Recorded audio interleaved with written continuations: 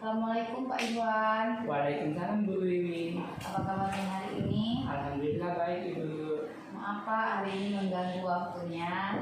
Saya ingin mengajukan beberapa pertanyaan ini Pak seputar tugas saya sebagai guru penggerak Pak. Boleh Ibu.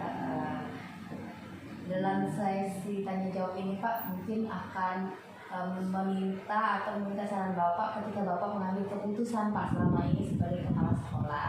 Nah, yang pertama yang ingin saya tanyakan ini Pak, selama ini bagaimana Bapak dapat mengidentifikasi kasus-kasus yang merupakan dilema etika atau bujukan moral Pak? Kalau saya lihat dari segi hukum, apabila kasus tersebut melanggar hukum, maka sudah tentu benar melawan salah atau bujukan moral. Jika masih dikatakan benar melawan benar, maka dikatakan etika moral. Oke, etika ya Pak ya. Oke Pak, yang kedua selama ini Pak bagaimana Bapak menjalankan atau pengambilan keputusan di sekolah yang Bapak pimpin, terutama Pak untuk kasus-kasus di mana ada dua kepentingan nih Pak yang sama-sama benar atau sama-sama mengandung nilai kebijakan Pak. Oke, jadi sebelum kita ambil keputusan terlebih dahulu kita kumpulkan fakta-fakta siapa yang terlibat, menganalisis benar salahnya, membuat alternatif solusi, membuat keputusan, kemudian kita mengambil keputusan yang terbaik. Oke Pak, langkah-langkah seperti apa nih Pak yang biasa Bapak lakukan selama ini Pak? Oke, pertama kita menentukan permasalahan terlebih dahulu, yaitu menentukan siapa yang terlibat. Selanjutnya kita berdiskusi dengan warga sekolah, kita berdiskusi, setelah itu kita mengambilkan keputusan yang terbaik. Oke Pak, nah Pak, hal-hal apa saja nih Pak yang selama ini Bapak anggap efektif dalam pengambilan keputusan pada kasus-kasus dilema etika Pak? Oke, dengan menelaah siapa yang terlibat, siapa objek kasus dilema etika, dan pengambilan alternatif diskusi sesuai dengan keputusan. Yang selanjutnya Pak, hal-hal apa saja Pak yang selama ini yang merupakan tantangan Pak dalam pengambilan keputusan pada kasus-kasus dilema tersebut Pak? Ya, kita mencari keputusan yang terbaik karena adanya merupakan masalah itu yang sama-sama benar, yang harus menguntungkan kedua belah pihak. Berarti kita harus mengambil yang menguntungkan kedua belah pihak. Tidak ada yang dirugikan ya Pak ya. Terus Pak, apakah Bapak selama ini ada jadwal tertentu Pak atau tata kala dalam sebuah penyelesaian kasus dilema etika tersebut? Apakah Bapak langsung menyelesaikan atau memiliki sebuah jadwal untuk penyelesaiannya? Nah, bentuk atau prosedur seperti apa Pak biasanya yang Bapak jalankan? Jika kasus yang kita tangani itu kasusnya ringan, mungkin langsung kita ambil keputusan di saat itu. Tapi kalau misalnya kasusnya cukup berat, maka kita akan mengatur jadwal untuk menyelesaikan tantangan. Berarti tidak telaah dulu Pak ya? Kasusnya ringan atau berat? Ringan atau berat. Ya. Terus Pak, adakah orang-orang atau faktor apa saja Pak yang selama ini mempermudah atau membantu Bapak dalam mengambil keputusan dalam kasus-kasus dilema etika tersebut Pak? Untuk menyelesaikan kasus dilema itu, maka kita ada tim wali kepala sekolah, wakil kepala sekolah, keluarga, pihak yang terlibat dapat menyelesaikan permasalahan. Berarti kita ngajak warga sekolah, warga sekolah ya, orang tua juga ya Pak ya.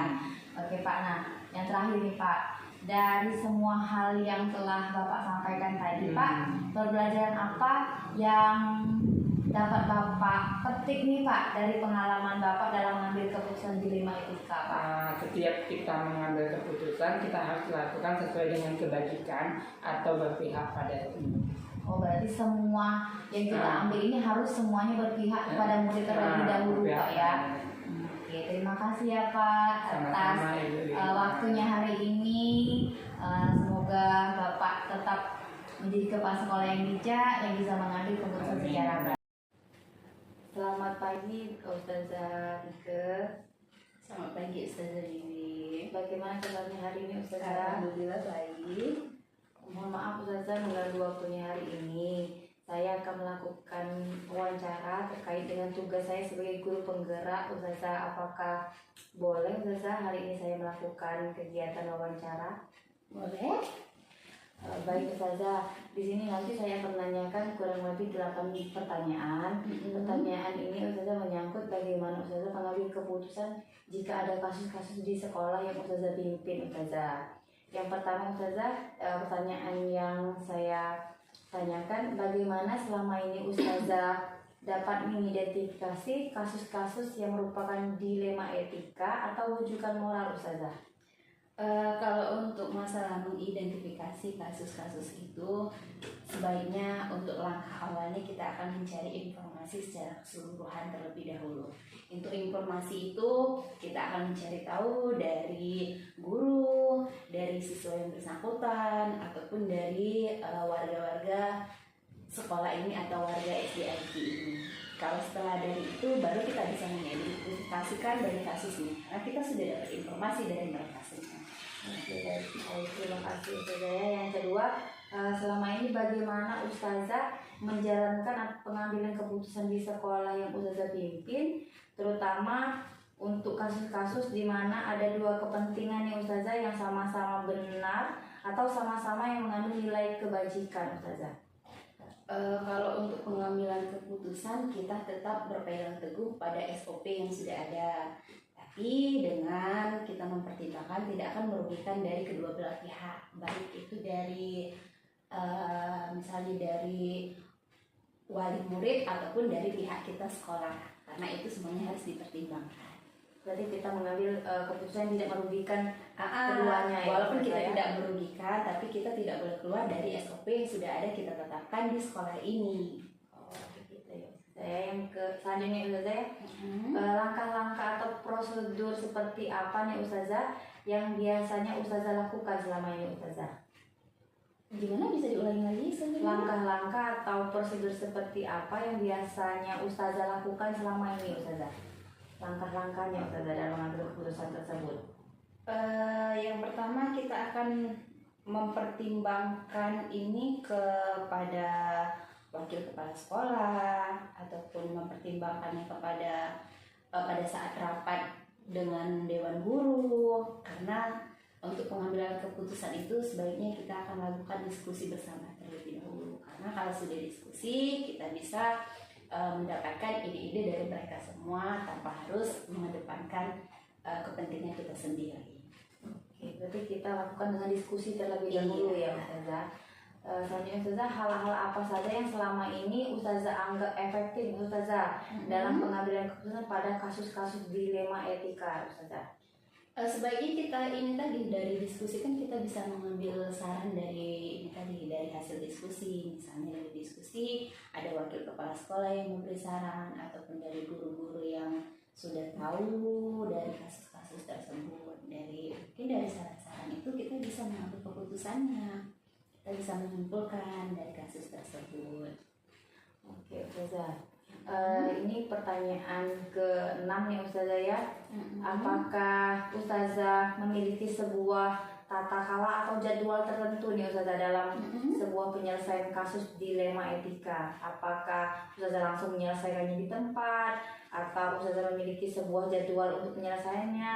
Nah, bentuk atau prosedur seperti apa yang biasanya Ustazah lakukan Ustazah? Kalau masalah untuk kasus seperti itu kita tidak perlu membutuhkan jadwal tertentu, karena itu kan biasanya kasusnya nggak pakai jadwal kalau kasus. Jadi kalau ada kasus seperti itu kita harus selesaikan secepat mungkin, tidak perlu menemukan jadwal seperti itu.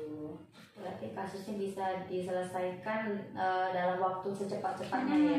Kalau ada masalah kita seharusnya lebih cepat menyelesaikan, itu lebih baik. Jangan sampai masalahnya berlarut-larut. Seperti itu. Terus nih Ustazah, adakah seseorang atau faktor-faktor apa nih yang selama ini mempermudah atau membantu Ustazah dalam mengambil keputusan dalam kasus-kasus dilema etika Ustazah? Kalau kita di sini selain dari guru atau wali kelasnya, kita di sini juga punya wakil kepala sekolah. Jadi kita juga harus wakil kepala sekolah. Terus juga kita akan diskusikan juga kepada warga sekolah ataupun ke pihak yayasan, karena kita di sini adalah sekolah yayasan, sekolah swasta. Jadi apapun keputusannya setelah kita diskusi, maka kita juga harus meminta pendapat kepada yayasan. Berarti kita harus diskusi kepada guru, wakil kepala sekolah juga, terus tidak lupa kita pengambilan bertanya dulu kepada pihak yayasan ya Ustazah ya. Nah ini yang terakhir nih Ustazah, dari semua hal yang telah saya sampaikan nih Ustazah ya, pembelajaran atau yang Ustazah telah sampaikan juga, pembelajaran apa nih yang dapat Ustazah petik dari pengalaman Ustazah dalam mengambil keputusan dilema etika Ustazah? Kalau untuk mengambil keputusan kita harus pertimbangan dari kedua belah pihak.